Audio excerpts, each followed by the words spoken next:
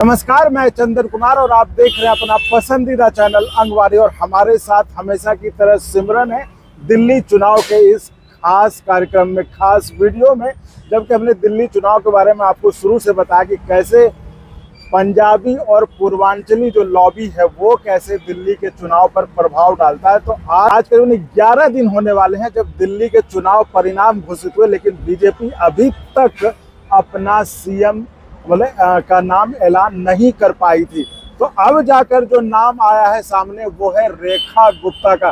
तो सिमरन, जो हम चर्चा कर रहे थे वो सही साबित हुआ कि कहीं बिहार और पंजाब के पूर्वांचल और जो है पंजाब के चक्कर में बीजेपी कहीं सेफ न खेल जाए महिला पर दाव लगा के। है देखो चंदन, पहला मैं ये कहूंगी कि जो हमने एनालिसिस किया वो बिल्कुल सही किया हमने। बिल्कुल, ठीक है ना। मेरे ख्याल में हम शायद पहले वो लोग थे जो हमारा बिल्कुल पहला सीरीज था, हमने उसमें कहा था कि महिला का नाम आगे बीजेपी को करना चाहिए। हमने ये भी कहा था। आपने खासकर एकदम बड़ी इसके साथ कहा था कि चूंकि दिल्ली में बीजेपी के पास अभी कोई महिला सीएम नहीं है, तो इस तरह से हो सकता है बीजेपी आगे करे। याद करिए जब हम दिल्ली चुनावों के इस कड़ी में हम जब पहला वीडियो बनाए थे, आखिर मुद्दे क्या हो सकते हैं, तो दिल्ली में महिला, सिमरन ने एकदम कहा था कि दिल्ली हो सकता है कि महिला फेस को आगे करे, क्योंकि सुषमा स्वराज के बाद उनका कोई मुख्यमंत्री नहीं था, है ना। और हमने ये भी कहा था, जो पॉइंट हमारा मुझे लगता है सही साबित हुआ,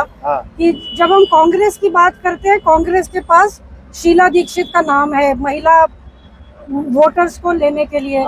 और आम आदमी पार्टी ने जिस तरह आतिशी को आगे किया, तो बीजेपी की ये कमी कहीं नजर आ रही थी। उन्होंने रेखा गुप्ता को आगे करके ये अपनी जो एक कमी है उसको पूरा किया है।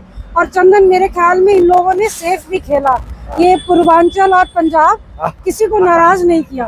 मतलब उनके पास बहुत जरूरी था। और जो लग रहा था कि जिस तरह से पीएम ने भी कहा था कि मैं पूर्वांचल से खुद सांसद हूं, और जो सामने स्थिति नजर आ रही थी, जैसा कि हम भी चर्चा कर रहे थे कि बीजेपी को शायद सिख वोटर्स और पंजाबी वोटर्स को अपने पाले में करना था, जो कि इनसे छिटक कर आपके पास चला गया था, है ना।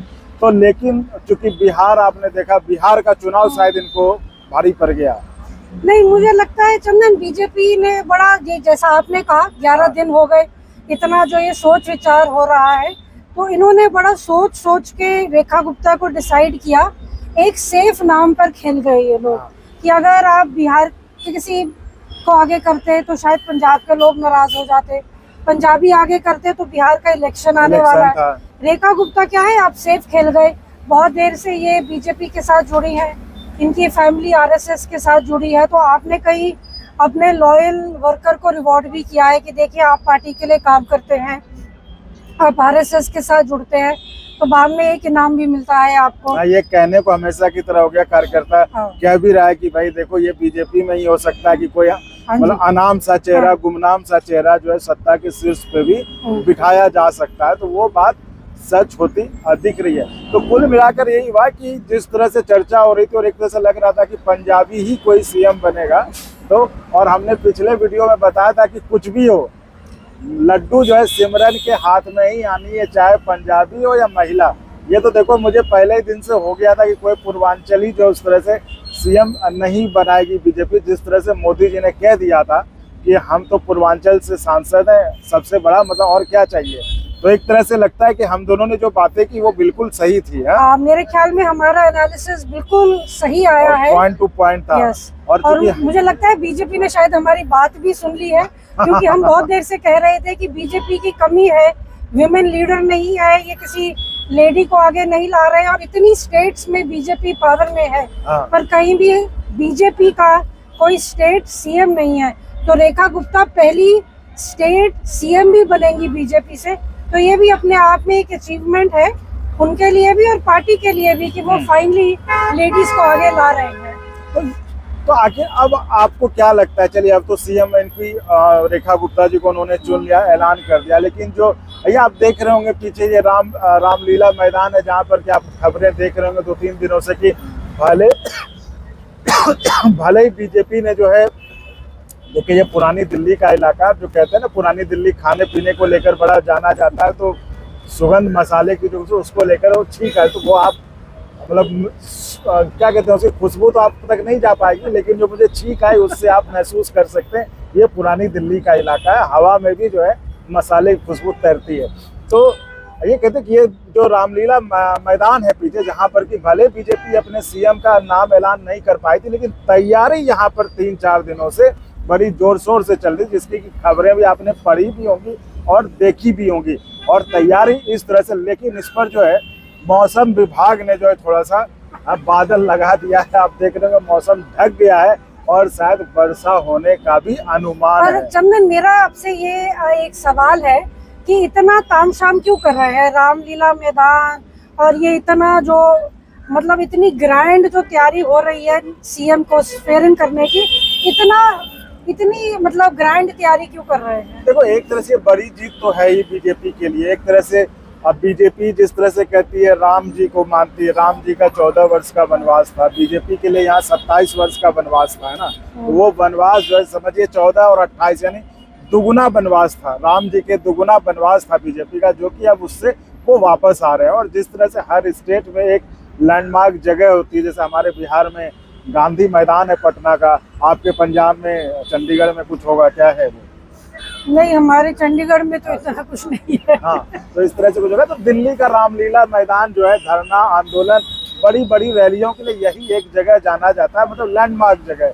तो यहाँ पर और पिछली बार यानी कि 27 साल पहले यही वो जगह था, आप ये भी कह सकते हैं कि जहाँ पे बीजेपी ने सत्ता की चाबी सौंप दी थी। मतलब जो उनके पास सुषमा स्वराज उस समय मुख्यमंत्री थी, उसके बाद बीजेपी मुख्यमंत्री बीजेपी का सरकार यहाँ नहीं बनी। तो ये भी एक कोइंसिडेंस है कि पिछली भी इनकी जो सीएम रही है वो महिला रही है। हाँ। और अब बीजेपी पावर में आई है तो फिर महिला सीएम आगे ला रहे हैं, तो ये भी शायद एक अपने आप में। और दिल्ली एक तरह से वो मेट्रोपॉलिटन वाला कल्चर है ना, कि महिलाएं यहाँ की पढ़ी लिखी एडवांस महिलाएं, है ना, तो उनको भी प्रभावित करने के लिए कि भाई आदि शक्ति महिला पावर और ये वो करके, मुझे लगता है ये अपनी नजर तो रख रहे हैं कि अगर हम एक महिला को आगे लाए हैं तो ये सारे देश में जब बिहार का इलेक्शन आएगा, पंजाब का इलेक्शन आएगा, तो इस मुद्दे पर बीजेपी पार्टी खेलेगी कि देखिए हम एक वुमेन लीडर को आगे लाए हैं, तो हम विमेन पावर में मानते हैं, हम विमेन को जो उनके राइट्स हैं, हकूक हैं देने में मानते हैं। तो ये जो एक सिग्नलिंग है ये दिल्ली तक लिमिटेड नहीं रहेगी, इसकी बातें हमें बिहार में भी सुनने को मिलेंगी, पंजाब में भी आने वाली इलेक्शंस में इस मुद्दे पर पार्टी और भी खेलेगी। लेकिन आप जो भी कह लें सिमरन, महिला, चूंकि आप खुश होंगे कि महिला सीएम आपको मिल गया है, खुश तो देखिए मैंने पहले कहा आपको खुश तो दोनों हालत में होने की, क्योंकि चाहे पंजाबी हो, इसी दोनों में से होना था। लेकिन कुल मिलाकर बात यही है कि बीजेपी ने एक ये सेफ दांव खेला, क्योंकि जिस तरह से आपको मैं शुरू से कहता रहा हूँ, हम और सिमरन के जरिए, चूंकि ये जो हमने स्पेशल सीरीज शुरू किया था, इसी थीम पे शुरू किया था कि एक पूर्वांचली और एक पंजाबी, इन दो लॉबी जो है ना बड़े मजबूत हैं दिल्ली में। इनको पावर पे ये नहीं, भाई पहले भी कहा था हमको कि ये बिहार की तरह ऐसा नहीं कि कोई लाठी लेके दौड़ गया कब्जा करने के लिए, वो दिमाग से यहाँ पे करते हैं, सब साधन संपन्न लोग हैं, सब मजबूत लोग हैं, तो दिमाग से खेलते हैं। तो यहाँ पर जो लड़ाई थी वो पंजाबियों की और पूर्वांचलियों की, वो सत्ता के कंट्रोल के। वो लड़ाई जब कहते हैं तो ये मतलब नहीं कि एक दूसरे के पीछे वो खड़े लाठी लेके, तो उनको कब्जा करना था। और ये चीज हमेशा टसल चलता है, जब भी आप लोगों से आप बात करेंगे वो कहेंगे दिल्ली में तो पंजाबियों का कब्जा है, वो कहेंगे अरे पूर्वांचली, पंजाबी कहेंगे वो पूर्वांचली आके जो है ये अब महिलाओं का कब्जा हो गया। अब जो तो ये जो दोनों ग्रुप जो स्ट्रांग हो गए थे, और जब बीजेपी की इतनी मतलब बड़ी भारी मात्रा में जब विजय मिली, इतनी सीटें आ गई, तब जो बीजेपी के अंदर जो दोनों लॉबी थे, वहां भी पंजाबी और पूर्वांचली, वहां पर होने लगा कि नहीं सीएम तो हमारी तरफ से होना चाहिए। वैसी स्थिति में बीजेपी के पास अगर अभी बिहार चुनाव नहीं होता तो वो पूर्वांचली लॉबी को शायद वो थोड़ी देर के लिए कहते चलिए ठीक है हम पंजाबी वगैरह, क्योंकि आगे ये हमारा गोल है, पंजाबी वोटरों को अपने पाले में लेना है, क्योंकि अब इनका अगला निशाना पंजाब होगा, जहाँ पर कि अभी खुला मैदान है।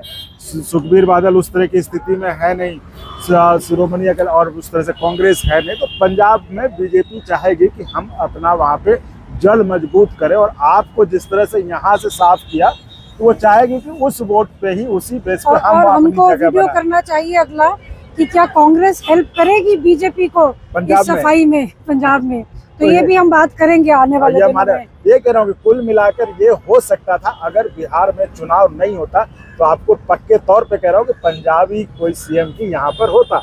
लेकिन बिहार में भी जिस तरह से बीजेपी के पास ये है कि नीतीश कुमार के बाद हमें मतलब अगला सीएम कौन हो, तो बीजेपी एक मिशन की तरह लेती है किसी भी चीज़ को। हमको वहाँ पे जीतना है, सरकार बनानी है, मुख्यमंत्री हमारा होना है। जैसा कि वहाँ के जो डिप्टी सीएम तो उन्होंने कहा कि हमारा मुख्यमंत्री हो यहाँ पे। फिर जो है सेंट्रल लीडरशिप ने भी कहा। तो इससे ये लगता है कि बीजेपी एकदम इस बात को लिए तैयार थी कि हमको बिहार किसी भी हाल में लूज नहीं करना है। तो इसलिए उन्होंने वो रिस्क मुझे लगता है नहीं लेना समझा। जैसा कि हमने और सिमरन ने आपको पिछले वीडियो में बताया था कि कुछ भी हो, आगे इस दोनों से बचने के लिए पूर्वांचलियों और पंजाबियों की इसमें बचने के लिए कहते हैं ना, भाग से जो छीका जो है महिला के हाथ में आ गया, सेफ खेल गए तो उनको उन्होंने दे दिया। और रेखा गुप्ता जी जो, मुझे यही लग रहा है। सिमरन आपको क्या लगता है? हाँ, मुझे लगता है सेफ खेले हैं, स्मार्ट खेले हैं। बीजेपी पॉलिटिकली एक बहुत ही मतलब स्मार्टली खेलने वाली पार्टी है। हर चीज़ बहुत सोच समझ के करती है। ऐसा नहीं है कि दूसरे दिन ही नाम अनाउंस कर दिया। इन्होंने हर चीज़ सोची होगी, पूर्वांचली, पंजाबी, फीमेल फेस, कहाँ इनको फ़ायदा कहाँ नुकसान। तो हमारे लिए अच्छी बात है कि महिला आगे आई है। मैं खुश हूँ इस चीज़ से। पर आने वाले दिनों में ये भी देखना पड़ेगा कि महिला सीएम तो बन गई हैं, पर ये महिलाओं के लिए कितना काम करती हैं, दिल्ली में कितना चेंज लाती हैं, जिससे कि महिलाएं सेफ फील करें और दिल्ली में अच्छा फील करें। यही बहुत बड़ी बात होगी कि महिला सीएम तो हो जाएगी, लेकिन महिलाओं की जिंदगी पर कितना प्रभाव पड़ता है, महिलाओं के लिए वो कितना काम कर पाते हैं, ये देखने वाली बात होगी। तो देखिए साथियों, ये जगह रामलीला का मैदान है। आप कल सुबह में आप देख लीजिएगा शपथ ग्रहण वगैरह चैनल वगैरह पे। हम लोग यूट्यूब पे हमने आपको चर्चा करके ये बता दिया कि आखिर इसके मायने क्या हैं किसी महिला उम्मीदवार को आगे करने का, महिला को सीएम बनाने का। तो इस वीडियो में फिलहाल इतना ही।